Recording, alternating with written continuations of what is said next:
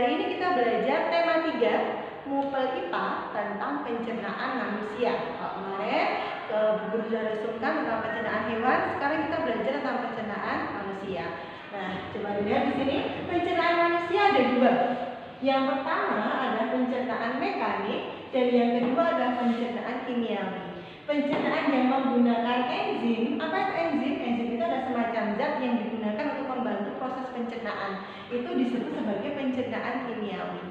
Sedangkan pencernaan yang tidak menggunakan enzim disebut sebagai pencernaan mekanik. Nah, kita lanjut ke proses pencernaan. Proses pencernaan dimulai dari apa? Dimulai dari mulut. Ya. Habis dari mulut masuk ke kerongkongan. Masuk ke kerongkongan. Kemudian setelah dari kerongkongan masuk ke lambung. Habis dari lambung masuk ke usus halus. Ya. Setelah dari usus halus masuk ke usus besar. Terakhir masuk ke atau dikeluarkan melalui anus. Nah, bagaimana penjelasannya? Kita jelaskan, dulu dijelaskan satu persatu. Dimulai dari yang pertama, mulut. Nah, di mulut ini terjadi 2 pencernaan. Pencernaan apa saja? Di mulut ini terjadi pencernaan mekanik dan kimia. Pencernaan mekaniknya, ya, yang pertama adalah pencernaan mekanik. Pencernaan mekanik di mulut itu dilakukan oleh gigi. Nah, kita punya 3 jenis gigi. Gigi seri, gigi taring, dan gigi geraham. Gigi seri ini fungsinya untuk memotong makanan. Ketika kamu pertama kali makan masuk ke mulut, nah itu yang bekerja adalah gigi seri. Gigi seri itu ada 4 di atas dan di bawah bagian depan. Setelah gigi seri, kemudian sebelah gigi seri itu ada gigi yang lancip. Nah, itu namanya adalah gigi taring. Gigi taring fungsinya untuk mengoyak atau untuk mengunyah makanan yang seperti daging, yang alat-alat kok bahasa Jawanya ya. Kemudian yang terakhir di bagian belakang ini namanya adalah gigi geraham. Fungsinya untuk mengunyah atau melembutkan makanan. Nah, pencernaan yang dilakukan oleh gigi, proses mengunyah yang dilakukan oleh gigi itu disebut sebagai proses pencernaan mekanik. Nah, di mulut juga terjadi proses pencernaan yang kedua yaitu kimia. Dilakukan oleh apa pencernaan kimianya? Dilakukan oleh enzim. Enzim yang bernama enzim petialin. Enzim petialin ini dihasilkan oleh kelenjar ludah atau kelenjar lidah kita. Fungsi enzim petialin ini apa? Fungsi enzim petialin adalah untuk mengubah zat tepung menjadi zat gula.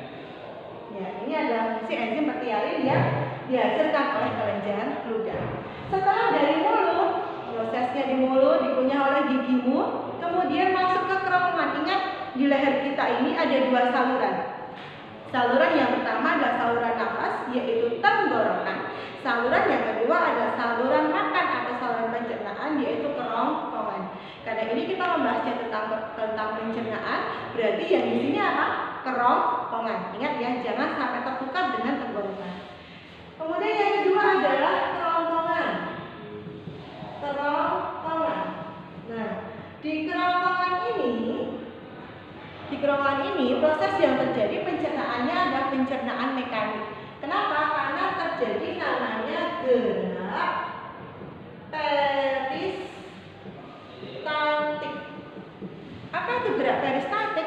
Gerak peristaltik adalah gerakan mendorong makanan dari kerongkongan ke lambung. Ya. Jadi dari mulut dikunyah masuk melewati kerongkongan itu, kemudian terjadi gerakan mendorong atau gerakan peristaltik untuk masuk ke lambung. Selanjutnya yang ketiga adalah lambung. Di lambung juga terjadi 2 proses pencernaan. Yang pertama, pencernaan mekaniknya itu adalah gerakan meremas-remas makanan. Jadi di mulut itu sudah dikunyah, kemudian masuk ke lambung itu diremas lagi agar menjadi lembut, menjadi lebih lembut. Maka kenapa ketika kita mengunyah disarankan kita mengunyahnya itu sampai halus agar apa? Agar lambung kita itu bekerjanya tidak terlalu berat. Nah, yang kedua juga terjadi proses pencernaan kimiawi.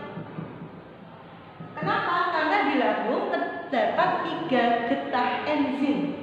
Ya, yang pertama adalah enzim pepsin. Yang kedua adalah renin. Dan yang ketiga adalah asam klorida atau nama lainnya adalah HCl. Apa fungsinya? Pepsin fungsinya mengubah protein menjadi kasein. Ya. Kemudian kalau renin berfungsi untuk memendapatkan protein susu. Dan yang asam klorida berfungsi untuk membunuh kuman yang masuk bersama makanan. Nah, terkadang ketika kamu makan mungkin masih ada kumannya, masih ada bagian yang belum bersih. Nah, Allah itu sudah memberikan kita enzim HCl ini yang berfungsi untuk itu, untuk membuat agar kuman-kuman yang masuk bersama makanan itu bisa mati. Nah, setelah dari lambung ini, proses dari lambung selesai, kemudian makanan menuju ke usus halus. Nah, usus halus. Di usus halus ini terjadi namanya penyerapan sari makanan. Maksudnya apa, Bu? Maksudnya misalkan kamu makan apel. Apel itu mengandung vitamin C misalnya. Mengandung vitamin C. Dan ketika masuk ke usus halus, sari-sari makanan itu vitamin C itu diserap oleh usus halus. Kemudian dialirkan melalui pembuluh darah dan diedarkan ke seluruh tubuh. Oh, jadi tubuhmu menerima asupan vitamin C. Atau misalkan kamu mau konsumsi sayur bayam itu mengandung banyak zat besi. Nah, maka di situ di usus halus nanti bekerjanya seperti itu. Jadi diserap sari-sari zat besinya diedarkan ke seluruh tubuh. Nah, di usus halus selain terjadi penyerapan sari-sari makanan, di usus halus juga terjadi pencernaan kimiawi yang lain. Pencernaan kimiawinya apa? Pencernaan kimiawinya ada getah pankreas. Getah pankreas itu menghasilkan 3 enzim. 3 enzim. Enzim apa saja? Yang pertama adalah enzim amilase. Yang kedua adalah lipase. Dan yang ketiga adalah enzim tripsin. Ya, tripsin. Dimana yang pertama amilase fungsinya apa? Amilase fungsinya sama seperti enzim petialin pada mulut. Apa tadi fungsi enzim petialin? Mengubah zat tepung menjadi zat gula. Lipase untuk mengingat-ingat L, lipase lemak, mengubah lemak menjadi asam lemak. Nah, yang terakhir tripsin mengubah protein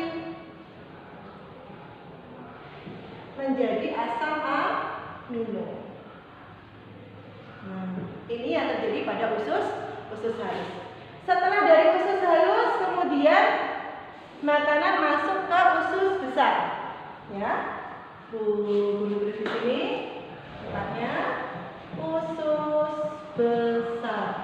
Nah, ini yang terkadang terbalik. Kalau di usus halus terjadi penyerapan sari-sari makanan, di usus besar terjadi namanya penyerapan air.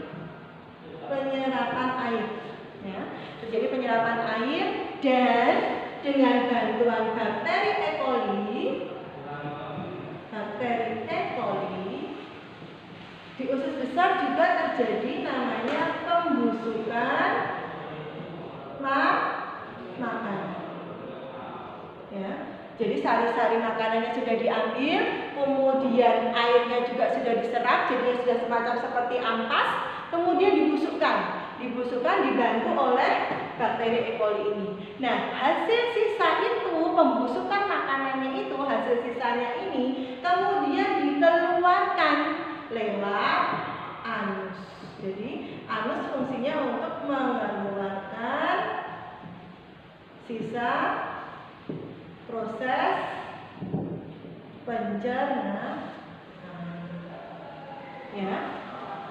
Maka kenapa kalau anus feses atau kotoran yang keluar melalui anus itu bentuknya itu dia seperti ampas dan sedikit atau mungkin banyak yang bau. Kenapa? Karena ada proses pembusukan makanan yang dibantu oleh bakteri E. coli.